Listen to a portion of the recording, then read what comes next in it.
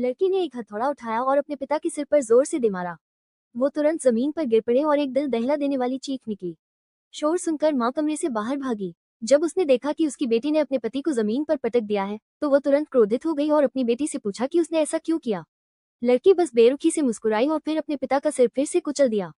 अपनी बेटी की क्रूरता देखकर माँ गुस्से से कांप उठी। उसने अपनी बेटी को अपने ही पिता के प्रति इतनी क्रूरता करने के लिए कृतघ्न कहकर कोसा। अपनी माँ का पाखंड देखकर बेटी ने फिर से अपने पिता के सिर पर हथौड़ा मारा। गांव वाले ये देखने के लिए दौड़े कि क्या हो रहा है।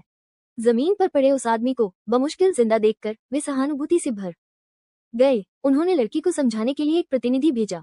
जब उन्होंने सुना कि आसपास के गांव वाले उसके पिता का पक्ष ले रहे हैं तो क्रोधित लड़की ने थोड़ा सा पेट्रोल उठाया और उसे अपने और अपने पिता पर उड़ेल लिया। फिर उसने एक लाइटर निकाला और उन्हें पास न आने की चेतावनी दी। गांव वालों को उसकी हरकत समझ नहीं आई और उन्होंने उससे पूछा कि उसने ऐसा मूर्खतापूर्ण काम क्यों किया। लेकिन लड़की के अगले शब्दों ने सबको चौंका दिया।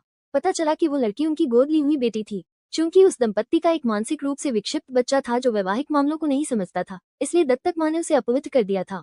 यही लड़की के बदले की वजह थी। लड़की की कहानी सुनकर गांव वालों को उस पर तरस आया और उसकी दुर्दशा पर सहानुभूति हुई।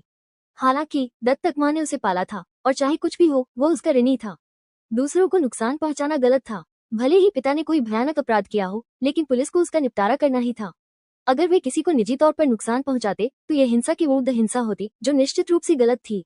लड़की किसी भी तर्क पर ध्यान नहीं देती थी। वो घृणा में अंधी हो गई थी। उसने अपने पिता के साथ मरने का फैसला किया, एक लाइटर जलाया और अपने पिता और खुद को आग लगा ली। फिर उसने एक गैस सिलेंडर उठाया, अपने सच्चे दिल से इस गंदे परिवार को खत्म करने की नीयत से। सब डर गए और